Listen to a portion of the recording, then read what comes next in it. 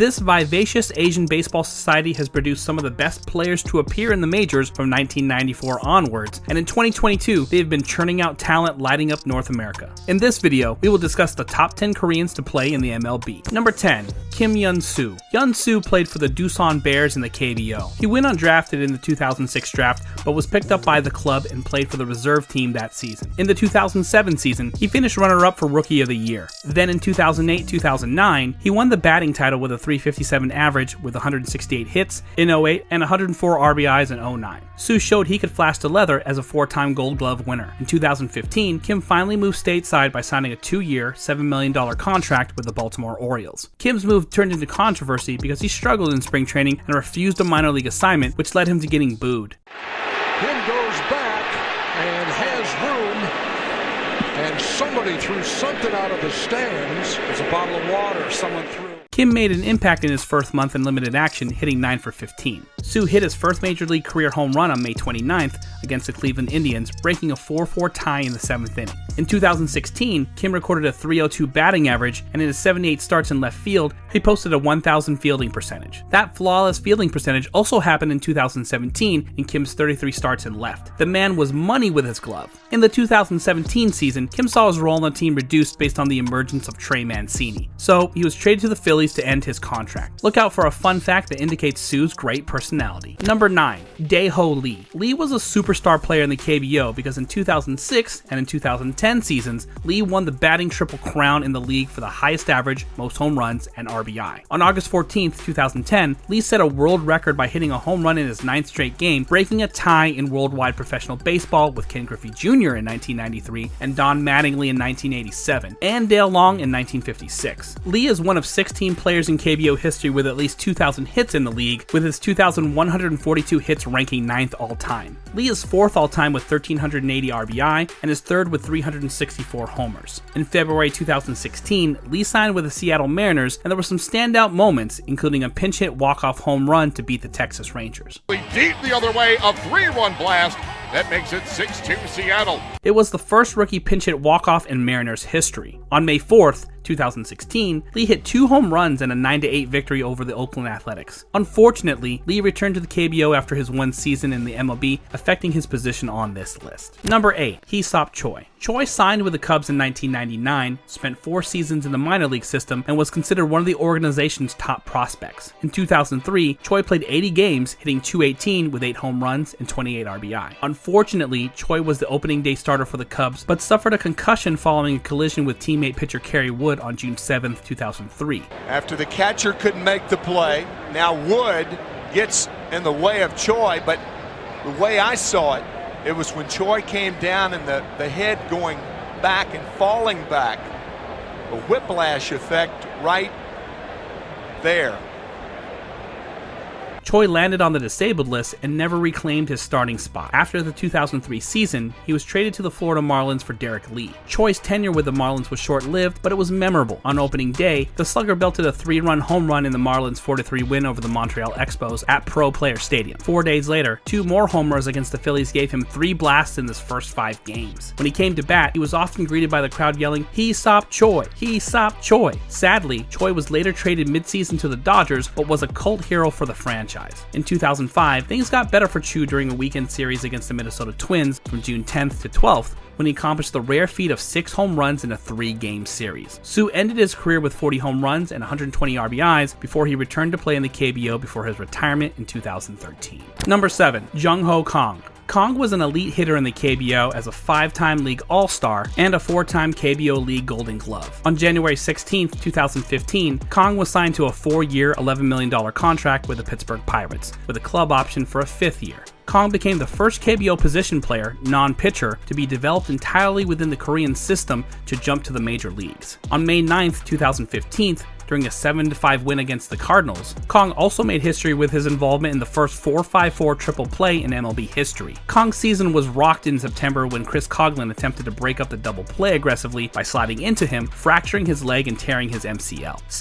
You can see what happens there. It's not pretty to look at. The leg doesn't bend that way. It doesn't give that way. Still, it was a great rookie season because he hit .287 with 15 home runs and 58 RBI, finishing third in the National League Rookie of the Year voting. It ended with a cool moment because during the introductions of the NL wildcard game, a wheelchair-bound Kong was wheeled out onto the field where he received a standing ovation. After returning from injury in 2016, Kong hit .255 with a career-high 21 home runs and 62 RBI. Unfortunately, Kong's career spiraled downward after his involvement in a high-speed DUI-induced hit-and-run in South Korea, which was his third DUI. His work permit was suspended and he missed an entire season. Later, in 2019, he returned to the majors but underperformed badly. Still, Kong had a career batting average of .254, 46 home runs, and 144 RBI, but will be kicking himself about what it could have been. Number 6. Oh Seung-Hwan. Oh Seung-Hwan was a stellar pitcher in the KBO. He was a 7-time KBO All-Star, 5-time Relief Man Award, 2005 Rookie of the Year, 5-time Korean Series Champion, and a 2-time Korean Series MVP. In November 2013, he began playing for the Hanshin Tigers, and in 11 total professional seasons in South Korea and Japan, he recorded 357 saves, a 1.81 ERA, and 10.7 strikeouts per 9 innings in 646 innings. The 1-2 by Seung-Hwan Oh. Back to him. This will do it. 9 consecutive wins on the road. A perfect road trip. A sweep in Atlanta. And the Cardinals get a sweep in Miami. The final of 7-5. On January 11, 2016, Oh signed a 1-year contract with the St. Louis Cardinals of Major League Baseball with a club option for a second season. On June 25th, the Cardinals removed the struggling Rosenthal from the closer role and determined that Oh would serve in the role by committee. Oh finished the 30th game to trigger the extension into 2017. However, he struggled that season and then with injuries after making 2 stops around the league before returning to the KBO. Number 5. Ji-Man Choi. Ji-Man Choi took the bold step of leaving his homeland in South Korea to move to the United States before he finished high school. Choi chose to forgo the option of the KBO, seen as the pipeline for Koreans to enter the MLB. Choi signed and made his major league debut on April 5, 2016 with the Los Angeles Angels and then went on to the Brewers. On June 9, 2018, Choi hit his first career grand slam as a pinch hitter in the 6th inning of the Brewers-Phillies game. And what a great time for it to come. One day after his heroics with the Brewers, the team traded him to the Tampa Bay Rays. Choi played 49 games for the Rays and hit .269 with 8 home runs and 27 RBIs. In 2019, Choi established himself in the major leagues for the first time in his career, hitting .261 with 19 home runs and 63 RBI while becoming a fan favorite. In 2020, the Rays made it to the World Series, and in Game 2 of the 2020 World Series, Choi singled to right field, becoming the first Korean player to record a hit in the World Series, and his game-worn jersey is in Cooperstown to mark the landmark. In 2022, Choi is producing for the Rays and ended his career with 60 home runs and 223 RBI. Time will tell if Choi can climb into the top 5 when it's all said and done. Fun fact, don't be fooled by Ji-Man Choi's size. The man is athletic. It was on full display during Game 3 of the World Series when he performed a split in fielding a throw on Mookie Betts' grounder. What is his secret? The man does Pilates during the offseason. Go figure. Here's our fun fact on Kym Hyun Soo. The man arrived in Baltimore equipped with his K-pop theme song. We don't think Orioles serenaded him with the song, but it is catchy. Number 4. Byung-Hyun Kim. Kim was signed by the Arizona Diamondbacks on February 19, 1999.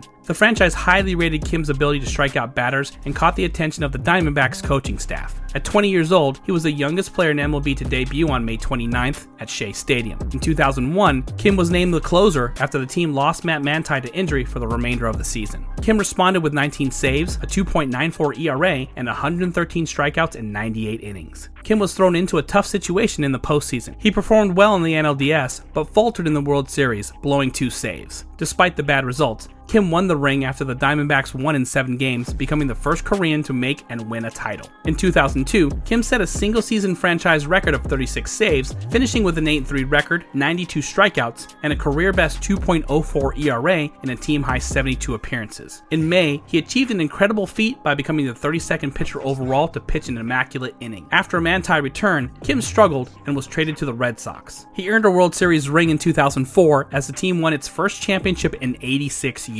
He finished with a record of 54-60, an earned run average of 4.42, 806 strikeouts, and 86 saves. Not bad at all. Earl with 2 outs in the 8th, 5-4 Arizona, the wind by Kim of the pitch. And he struck Kim out. He strikes out the side on 9 pitches. Number 3. Chan-ho Park. Chan-ho Park was born in Gwangju, South Korea, and performed the unprecedented move back in the mid-1990s. I had a lot of diarrhea. That's what you want to know? To skip the KBO and move to the major leagues. In 1996, Park played his first full season with the Dodgers. He went 5-5 with a 3.64 ERA in 48 games. Park had a breakout season in 1997, posting a 14-8 record with a 3.38 ERA in 32 appearances. He backed it up in 1998, where he was 15-9 with a 3.71 ERA in 34 starts and struck out 191 batters in 220 2/3 innings. After the season, he led the South Korean national team to the gold medal in the Asian Games, beating Japan in the final match. Park bounced back from a tough 1999 season to finish the season 18-10 with a 3.27 ERA, the best total of his entire career. In 2001, Park was rewarded with an All-Star appearance in the Midsummer Classic. Despite signing a huge 5-year, $65 million contract in 2002 with the Rangers, Park did not quite live up to expectations. Park went on to play for 5 other teams before heading to the NPB and the KBO. Park's MLB career ended with a 124-98 record, a 4.36 ERA, and 1,715 strikeouts. Yes, Park was a pioneer that showed teams there was talent in South Korea. Only 20 years old, a lot of nerves out there right now. Strange place, strange country. And in a way, he's representing an entire nation.